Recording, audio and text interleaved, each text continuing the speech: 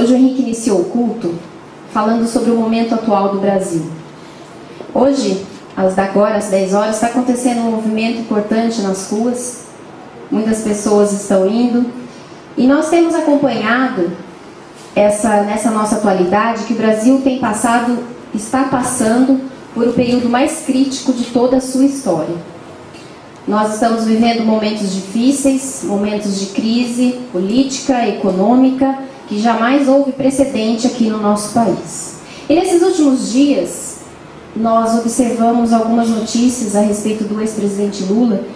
E é interessante que quando essa notícia começou a surgir nas rádios, eu escuto muito o CBN, nos noticiários, na televisão, eu como dentista, lido com muitas pessoas. E eu pude observar a variedade de sentimentos, a variedade de emoções que surgiram a partir dessa notícia ou a partir de todas as coisas que têm acontecido no Brasil. Então, muitas pessoas, até o Henrique mesmo comentou, muitas pessoas que apoiam, a grande maioria apoiam a prisão do Lula, né, apoiam esse movimento, apoiam o fim do governo. Outras pessoas com a sua visão, com a sua defesa, achando que isso tudo se passa de uma armadilha, que isso é injusto. Independente da sua posição social, o que eu quero falar aqui é como que um governo, um sistema econômico pode causar um impacto tão profundo dentro das nossas emoções. Como? Então, dos meus pacientes eu pude ouvir. Quando eu ouvi a notícia de que Lula foi levado preso para depor coercitivamente, eu chorei. Eu não me aguentei, eu chorei. Falei, do outra pessoa eu pude ouvir, de um outro paciente eu pude ouvir. Eu disse a ele, agora você pode sorrir? Ele disse para mim, como eu vou sorrir? Não tem mais motivos de sorrir com esse país. E quantas famílias que eu atendia eu vi se mudando do Brasil, indo morar em outros países com uma situação econômica melhor, porque perderam a credibilidade no nosso país. Por que eu estou falando isso nessa manhã? Eu estou falando isso porque quando o sistema econômico e o governo começa a influenciar as emoções da minha vida e a ponto de me deixar depressivo, desesperado, a ponto de fazer com que você perca o seu chão, é preciso um sinal de alerta. Porque nós não estamos aqui falando com pessoas que não conhecem a Deus, aqui, nesse lugar. Estamos falando com pessoas que pelo menos professam que conhecem a Deus, que conhecem o poder e a manifestação desse poder como o grande e poderoso Criador de tudo. Não será Deus aquele que deveria nos dar a sensação de segurança, a sensação de proteção e a alegria verdadeira que necessitamos? Ou será que o nosso sistema político e econômico e governamental é que deveria nos proporcionar segurança, riqueza e bem-estar? Não será esse mundo efêmero? Não será esse mundo tão passageiro? Não será esse sistema todo corruptível? O que eu quero falar hoje é sobre idolatria. Eu quero falar com vocês sobre idolatria. E quando a gente fala sobre idolatria, eu não digo idolatria de povos pagãos. A idolatria de outros países, por exemplo, como a Índia, que adoram deuses, vaca, bicho, ou outras religiões que têm as estátuas, os seus ídolos feitos pelas mãos humanas. Não. O que eu quero falar hoje com vocês é sobre a idolatria do coração. A idolatria que está escondida dentro do coração. A idolatria de pessoas que já professaram a sua fé em Jesus Cristo. A idolatria de pessoas como nós, que um dia entenderam que todas as coisas foram criadas por Ele. E todas as coisas são para Ele. E a minha vida está nas mãos dele. Abre a Bíblia de vocês em Ezequiel 14.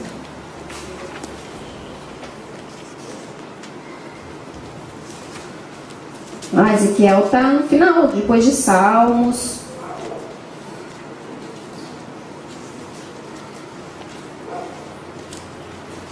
No final do Antigo Testamento, né? Ezequiel capítulo 14, versículo 2 e 3.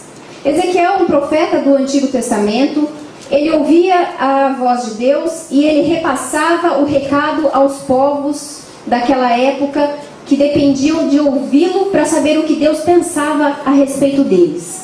Então Ezequiel, no capítulo 2, diz assim: veio a mim a palavra do Senhor dizendo: filho do homem, estes homens levantaram os seus ídolos dentro do seu coração, tropeço para a iniquidade, que sempre tem eles diante de si. Acaso permitirei que eles me interroguem? Filho do homem, estes homens levantaram os seus ídolos dentro do seu coração. É dessa idolatria que eu quero conversar com vocês hoje. A idolatria do coração do homem que conhece a Deus. Ídolos do coração não são fáceis de serem identificados. Esses ídolos, eles se escondem dentro de nós. Eles estão lá dentro do nosso coração, ocultos entre várias camadas. Esses ídolos são aquelas coisas que nós temos colocamos como coisas supremas, o nosso bem maior, aquilo que nós colocamos toda a nossa alegria, que achamos que aquilo pode nos dar alegria, que pode nos dar bem-estar, que pode nos fazer ter sucesso, que aquilo vai nos trazer prazer. São coisas que não necessariamente precisam ser ruins. São coisas boas, são coisas até de algum modo excelentes. Mas por algum motivo eu começo a as colocar como soberanas em minha vida. Elas começam a ser mais absolutas do que o próprio Deus. Só que essas coisas começam a me escravizar. Essas coisas começam a roubar de mim a minha devoção ao verdadeiro Deus. Porque essas coisas, elas exigem de mim a minha devoção diária. Elas exigem o melhor de mim, o melhor do meu tempo, o melhor da minha vontade. O melhor do que eu consigo fazer.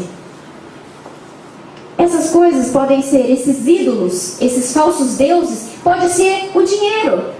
Acabamos de ouvir aqui uma pregação sobre o dízimo, uma palavra sobre o dízimo. Pode ser o dinheiro. E sabe o que é engraçado a respeito do dinheiro?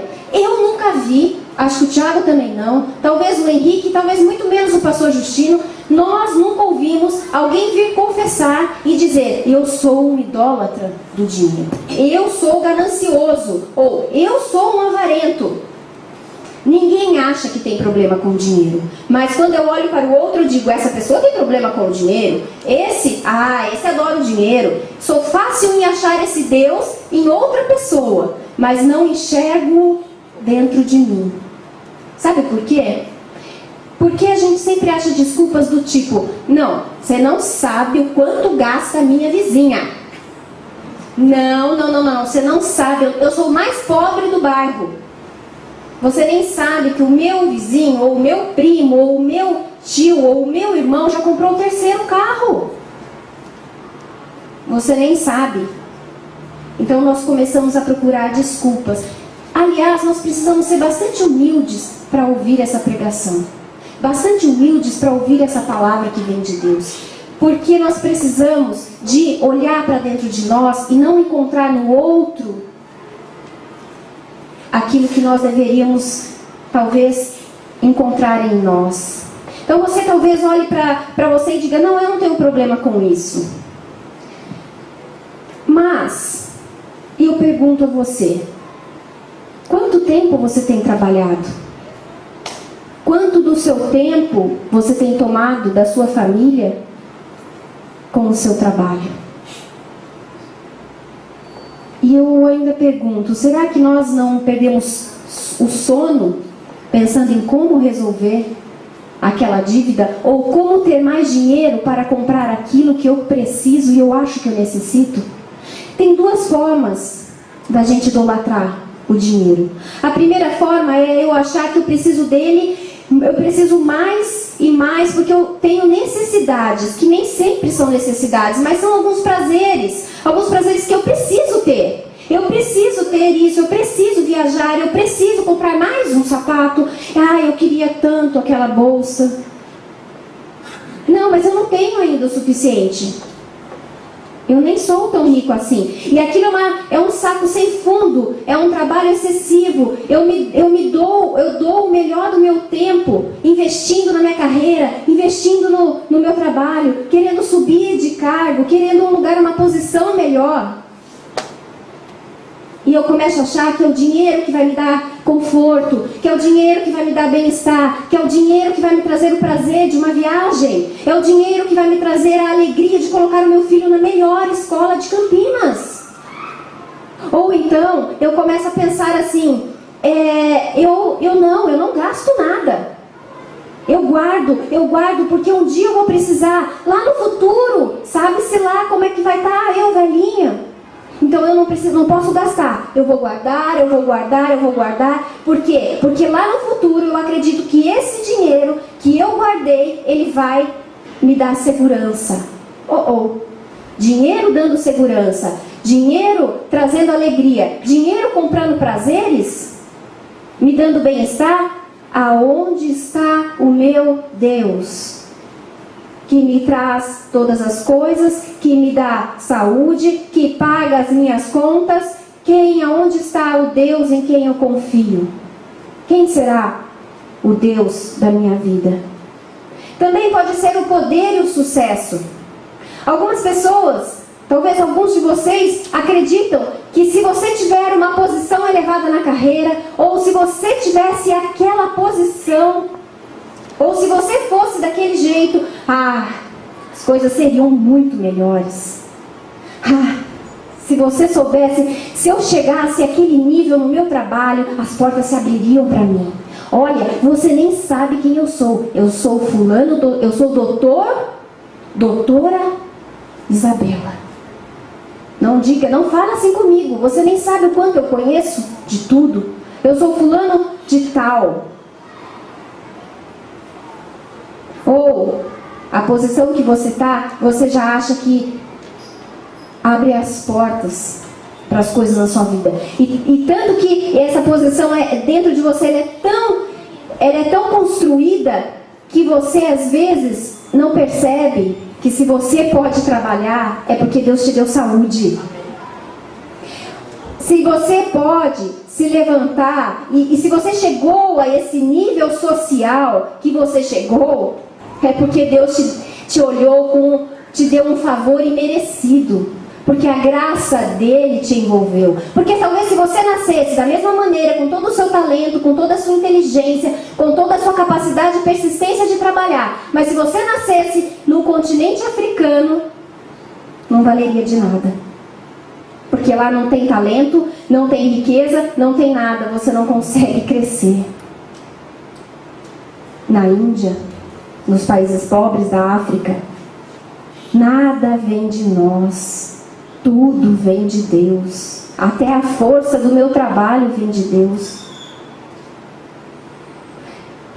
Talvez o seu ídolo oculto, o seu Deus oculto, o seu Deus falso seja família. Seja família.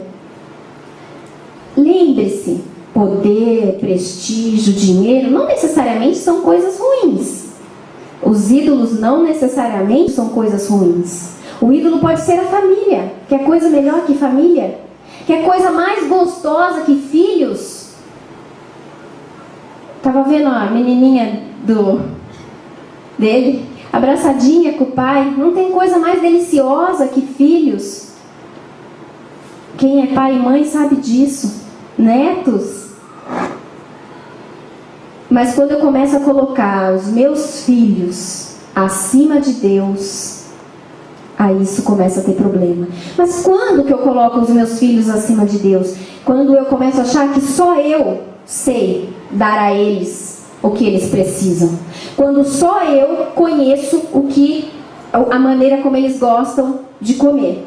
Só eu sei protegê-los contra as emoções e os traumas que podem acontecer lá fora. Só eu posso protegê-los. Então eles não podem sair de perto de mim, porque só eu consigo protegê-los da maneira que eles precisam. Você se coloca como Deus para os seus filhos. E você começa a super protegê-los. E você começa a achar que aquela razão maior da sua vida, aquela criança linda ou aquele neto maravilhoso, você é responsável em fornecer a ele a alegria, o bem-estar e a proteção que somente Deus poderia dar. Então você até acredita em Deus com a sua mente, mas a sua maior alegria é poder ouvir do seu filho ou da sua filha: mamãe, você é a pessoa mais importante para mim.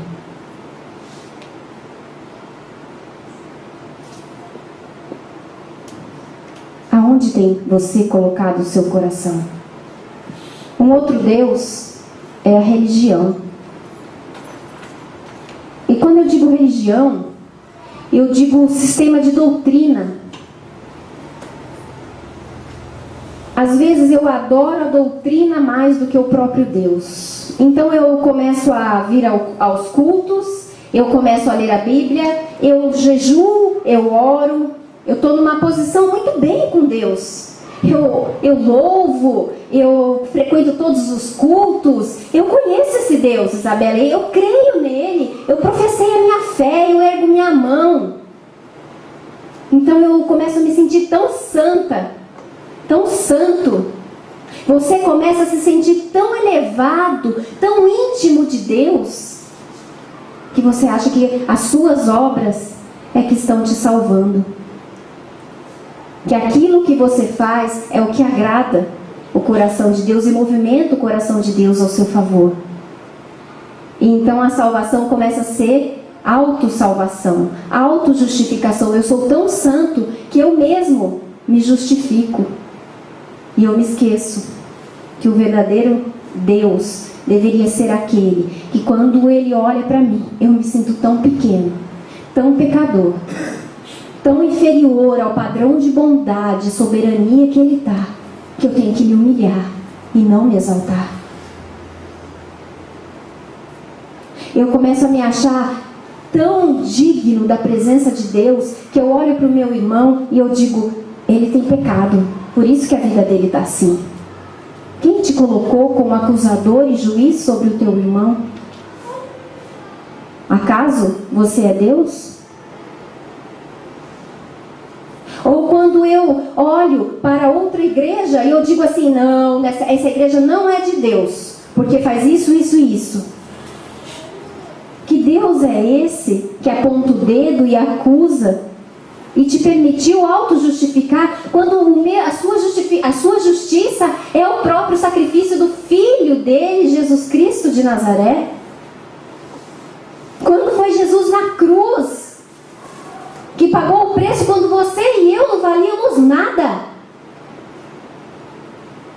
quando você e eu não tínhamos nada a oferecer, quando Ele diz: eu te amei primeiro. Nisto conhecemos o amor de Deus, não em que nós o amamos, mas que Ele nos amou primeiro e deu o seu Filho Jesus Cristo como propiciação pelo seu pecado. O verdadeiro Deus é aquele para quem eu olho e digo: meu Deus, falta muito, muito. Quanto mais eu me achego diante da glória, e quanto mais eu me achego diante da bondade, da misericórdia, do padrão de santidade desse Deus, menor eu me sinto. Porque eu estou longe. Porque fui concebida em pecado, e iniquidade concebeu a minha mãe. Dentro de mim, Paulo diz: quando eu quero fazer o bem, o mal já pratiquei. As minhas obras não me salvam. Por melhor que eu seja, por mais que eu jejue, que eu ore, que eu venha aos cultos todos os domingos, eu posso estar fazendo disso um Deus que não é o verdadeiro Deus. O verdadeiro Deus é o que me confronta todos os dias, não acusando que eu sou pecador, mas me confronta com a santidade e majestade dele, porque eu me sinto constrangido por esse amor que nós cantamos hoje pela manhã. Por esse amor tão grande que me envolve de uma maneira que eu digo, eu não sou merecedor disso. Que amor é esse que é incondicional? Mas às vezes eu quero adorar o Deus que acusa, o Deus que olha para o irmão e fala, você é pecador, tá vendo? A sua vida está errada porque você não vem ao culto. A sua vida está errada porque você não está lendo a Bíblia.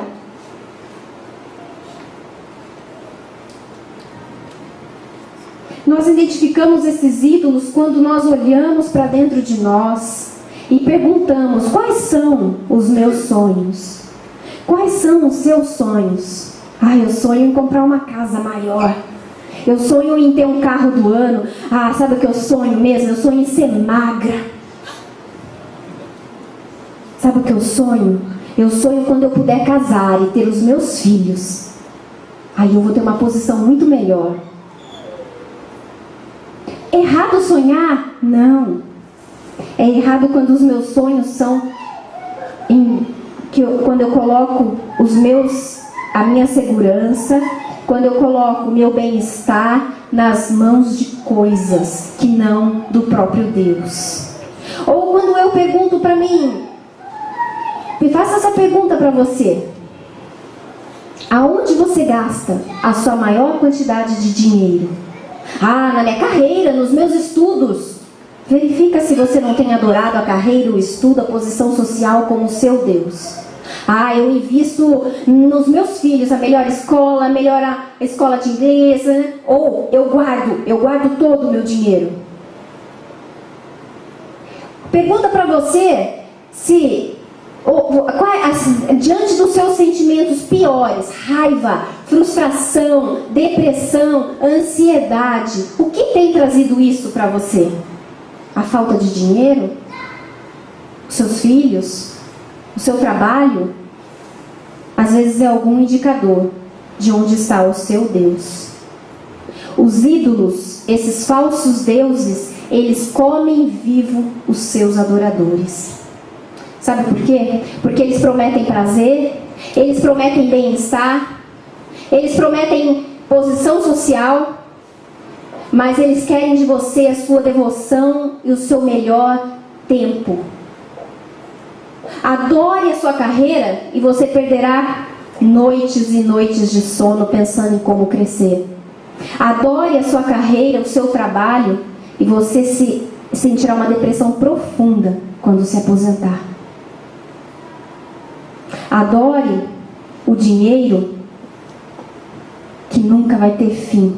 Cada vez você vai ter que trabalhar mais para conquistar mais, para gastar mais ou para guardar mais. É um saco sem fundo. O dinheiro exerce sobre nós.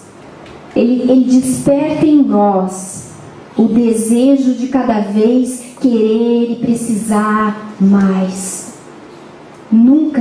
Esse Deus falso nunca se satisfaz. E ele acaba conosco. Ele nos traz ansiedade, nos dá depressão, nos traz choro, noites e noites em claro. Adore o sexo e a sua esposa ou seu esposo nunca te satisfará. E você precisará procurar parceiros e outros parceiros para se sentir satisfeito. Adore o seu esposo ou a sua esposa ou a sua família ou os seus filhos, que quando os seus filhos se casarem e tiverem a própria vida, você entrará numa depressão profunda. Se sentirá sem valor, sem significado. Porque aquilo que você investiu o seu melhor tem vida própria e vai embora. Vai criar sua própria família.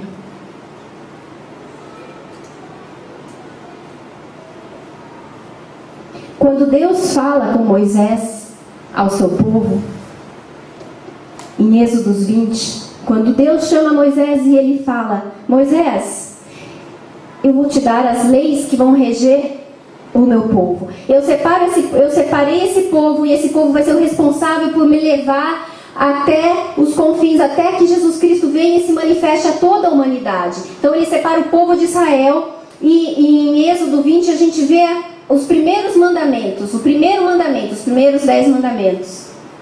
O primeiro e o segundo mandamento diz assim: então falou Deus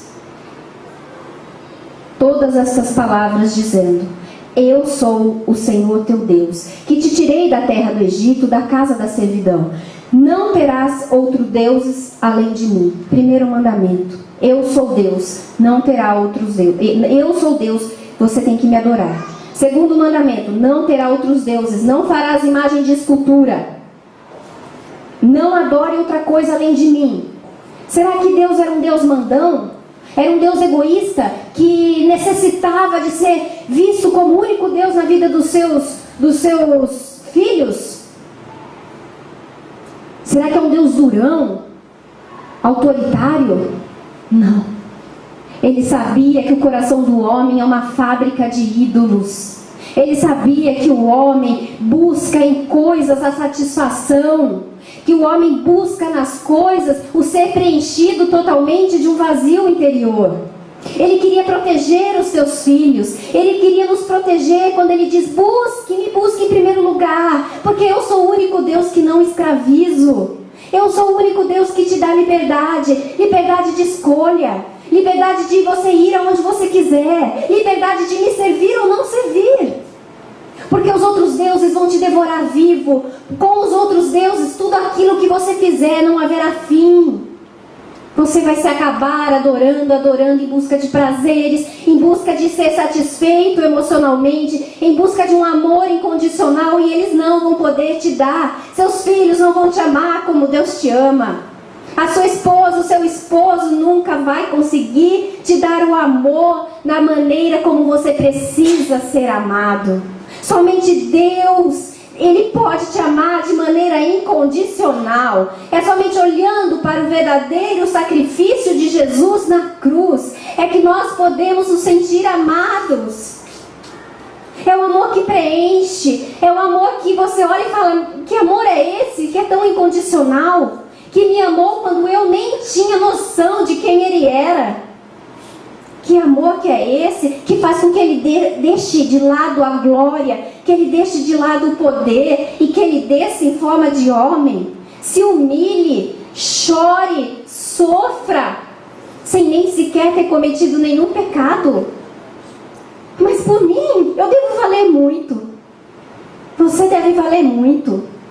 Você valeu o sacrifício do próprio Deus. Somente olhando para esse Deus é que eu vou conseguir amá-lo de todo o meu coração, de todo o meu entendimento, de toda a minha força. Quando eu conseguir de fato amá-lo como Ele me ama, eu vou estar livre desses falsos deuses. Porque não preciso de nada para me preencher, nada para me satisfazer. Não é posição social, não é minha família ou meu marido. A nossa luta contra esses ídolos, ela vai ser até o final de nossas vidas. E Deus sabe disso. Deus está junto conosco, mas nós precisamos o tempo todo tirar os olhos desses ídolos e colocar novamente para a cruz, realinhar as nossas prioridades, realinhar os nossos propósitos, realinhar as nossas vidas com a vontade desse Deus maravilhoso, que é o único que sabe o que de fato você e eu precisamos. Abra a Bíblia de vocês em Efésios 2.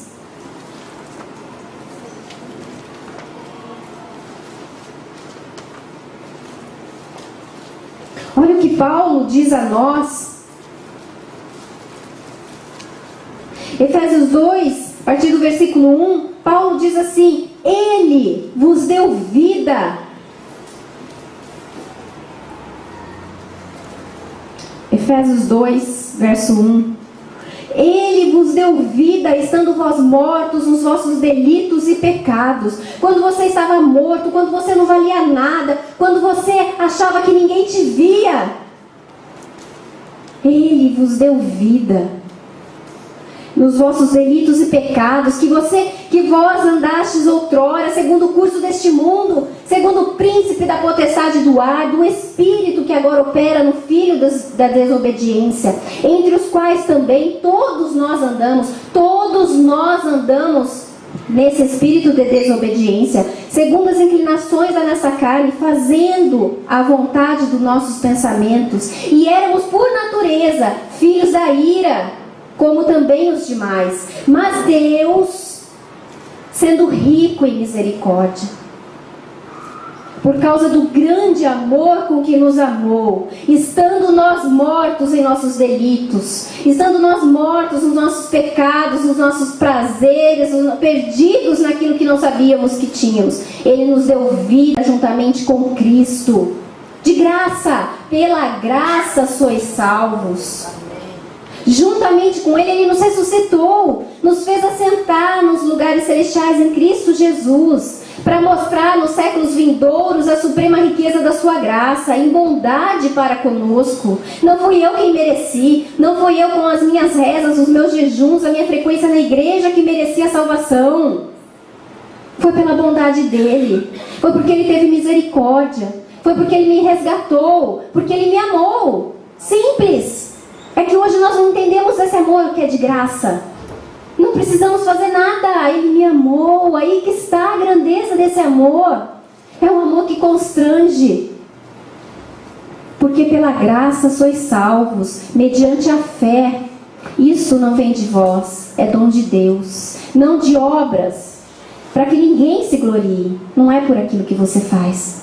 Porque se você começa a achar que é por aquilo que você faz, o seu Deus não é o Deus verdadeiro, mas é o Deus da religião.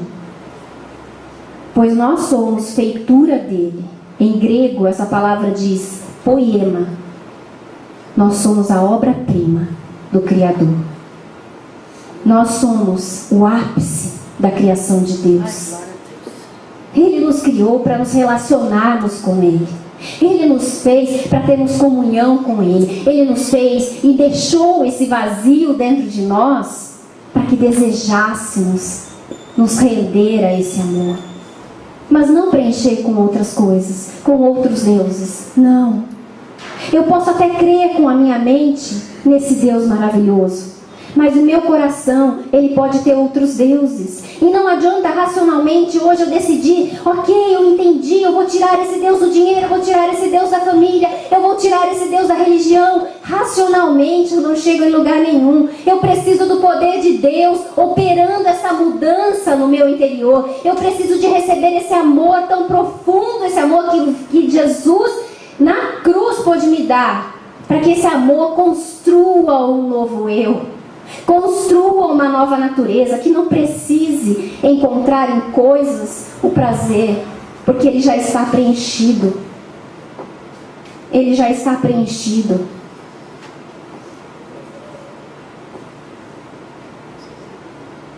Talvez você só reconheça os seus ídolos quando passar por uma provação. E quem já passou por uma provação em que os seus ídolos são retirados, aí percebe a grandeza de Deus, porque Ele nunca nos deixa, Ele nunca nos abandona. Pais que já tiveram seus filhos que foram embora, já perceberam o que é estar sem o seu Deus, mas acalentados pelo verdadeiro Deus. Os problemas às vezes eles vêm como alertas para que você perceba aonde está o seu coração. Somente Deus pode nos dar a morada eterna. Somente Deus pode me amar da maneira que eu preciso ser amada. Esses falsos deuses, eles podem até me dar prazer, poder, riqueza. Mas será que é isso que você precisa? Agora, se você percebeu dentro de você, que está na igreja, que conhece Deus, se você olhar para dentro de você e reconhecer que há deuses que querem roubar a tua alegria, querem roubar a tua devoção total ao verdadeiro Deus, imagina as pessoas que estão lá fora. Imagina as pessoas que nem conhecem a Deus. Será que nós não podemos ajudá-las? Será que nós não temos a obrigação de alcançá-las com essa mensagem de liberdade, de amor incondicional, de preenchimento necessário do vazio que há dentro de nós? Que todos nós temos? Imagina o desespero dessas pessoas, ou até mesmo nosso, que nós já conversamos disso, mas dessas pessoas hoje nas passeatas, nas ruas, chorando por um Brasil porque estão achando injusto. Eu também estou achando injusto, mas eu não estou em depressão, porque eu sei que é o meu Deus que proverá aquilo que eu preciso, porque eu sei que é o meu Deus que vai me amar da maneira que eu preciso, eu sei que é o meu Deus que vai suprir as minhas necessidades segundo a riqueza que há em Jesus Cristo. Esse é o verdadeiro cristianismo, esse é o verdadeiro viver com Deus. Quando eu não me apego em nada além do próprio Deus. Quando eu não coloco senso de proteção, de bem-estar, de amor e realização em outras coisas além do verdadeiro Deus. Porque todas as coisas vão nos decepcionar. Cedo ou tarde, esses falsos deuses vão nos deixar. Nós seremos frustrados. Eles não serão capazes de suprir a nossa verdadeira necessidade. São efêmeros, acabará. E quando esse dia chegar, em quem você tem crido? Quando esse dia chegar, a que Deus você tem servido? Porque o verdadeiro Deus é aquele que nunca me desamparará, jamais me deixará. Nunca é nunca. Em grego, em aramaico, no hebraico, o que você quiser. Nunca é nunca. É o Deus que prometeu preparar um lugar para mim. É o Deus que me deu hoje a vida eterna e vida em abundância. É nele que eu confio. Porque filhos, família, marido, esposa, dinheiro, carreira, tudo me será retirado. Um dia, quando os meus olhos se fecharem para essa vida, eles vão se abrir para a eternidade. Ou será que será tarde demais e você ouvirá, como nós já sabemos que tem uma passagem na Bíblia, louco, louco, esta noite pedirão a tua alma. E tu, o que tens feito? Quem você tem adorado? Em quem você tem crido? Em quem você tem colocado todo o senso de proteção, amor e bem-estar que você precisa? Em quem? Há tempo de arrepender, há tempo de se voltar para Deus. É tempo, todo tempo é tempo, porque Ele nos ama de maneira incondicional. E o sacrifício de Jesus na cruz, todos os dias, como nós nos lembramos na ceia, é para mim e para você. Não é história, é o verdadeiro significado da nossa vida. A nossa vida, por mais real que seja, por melhor que esteja, não é eterna. Às vezes parece. Por mais saudável que eu esteja, por melhor que seja o meu casamento e os meus filhos e a minha família, não é isso que vai ficar. O que vai ficar é o quanto de mim aceitou ser amado por esse Deus, por esse Senhor que é o Criador dos céus e da terra. O quanto de mim se sujeitou ao senhorio do Senhor Jesus Cristo de Nazaré. Quanto de mim parou de viver egoisticamente, egocentricamente, e entregou-se aos cuidados, ao amor e à proteção do verdadeiro Deus. Quanto de mim não buscou usar isso para o meu próprio prazer, mas foi lá fora e alcançou pessoas que poderiam estar junto conosco, ouvindo uma mensagem de refrigério, de certeza e segurança e amor.